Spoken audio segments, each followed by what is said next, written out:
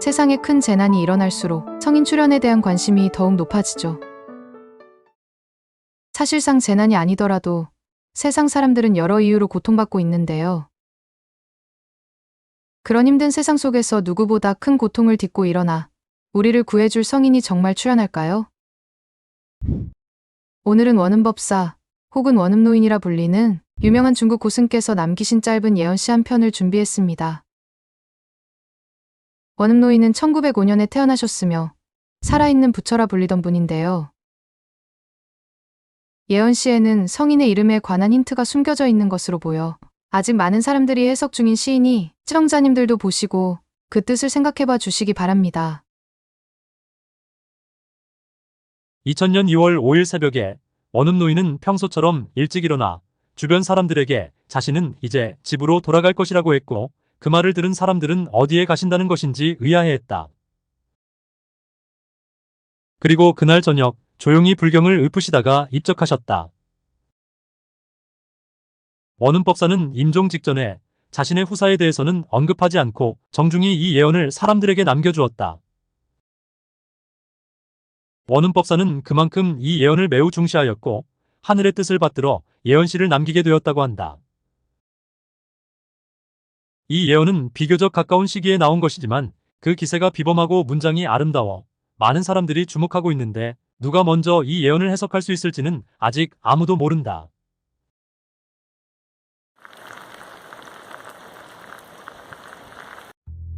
백년에 하나의 용, 백년에 하나의 봉황이라.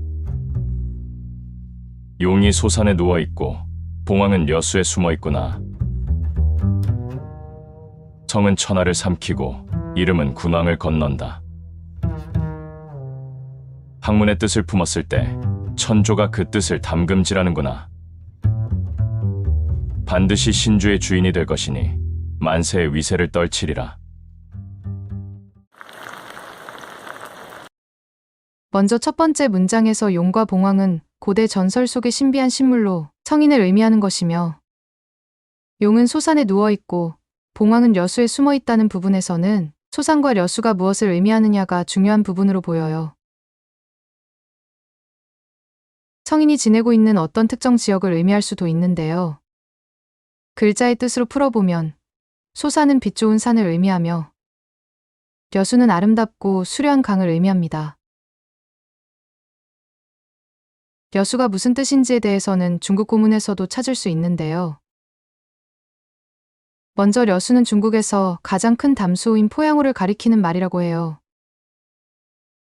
그리고 여수, 즉 포양호는 고대의 팽려택으로 불렸습니다. 한서 지리지의 예장군 팽택에는 이렇게 적혀 있다고 해요. 팽려택은 서쪽에 있다. 팽은 크다는 것을 의미하며 여는 조롱박을 뜻한다. 한서 지리지에서는 팽려택, 즉 여수를 큰 바가지 모양과 같다고 표현했고, 그것은 성인에 관한 힌트 중에 하나일 수 있습니다. 용이 누워있고 봉황이 숨어있다는 것은 원법사께서 입적하신 2000년까지는 성인이 활동을 하지 않고 있었다는 의미로 보이죠. 세 번째 문장을 보시면 성인의 이름에 관한 힌트가 나오는데요. 이 예언시의 가장 중요한 부분입니다. 성인의 성과 이름이 나오는데, 성은 천하를 삼킨다 해서 삼킨다라는 글자를 보면 하늘 천자 혹은 한일자와 큰 대자 아래에 입구 자가 있는데요. 어떤 분들은 잠이 성인의 성씨에 입구자가 들어갈 것이며 성인의 성이 높을 고자일 것이라고 하기도 해요. 그러나 높을 고자로 푸는 것이 정확한 해석은 아닌 것 같으니 시청자님들께서 이 글자들의 조합을 잘 생각해봐 주시기 바랍니다. 이름은 군왕을 건넌다.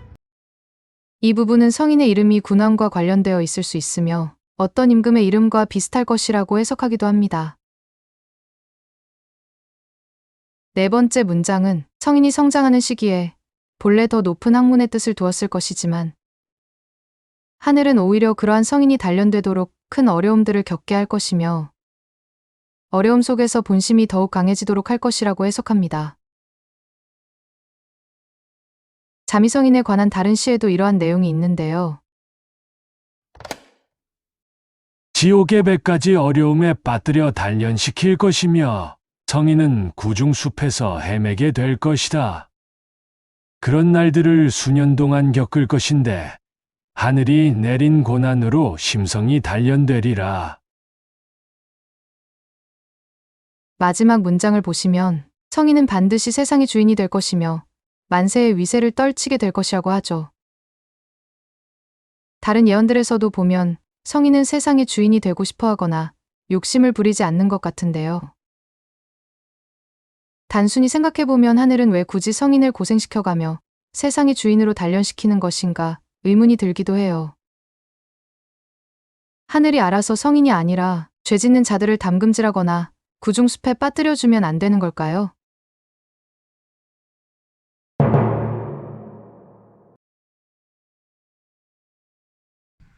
오늘은 비교적 짧은 예언시를 소개해드렸는데요. 이번 예언시에도 성인의 이름에 관한 힌트가 나와 있지만 사실 말것만의 상황과 잠이 성인의 이름에 관한 예언 중에 거의 최고로 손꼽히는 예언서가 따로 있어요. 그 예언서 내용이 너무 길고 해석이 되지 않는 부분이 많아서 그동안 피하고 있었는데요. 조만간 내용을 정리하여 일부분씩이라도 전해드릴 수 있도록 하겠습니다.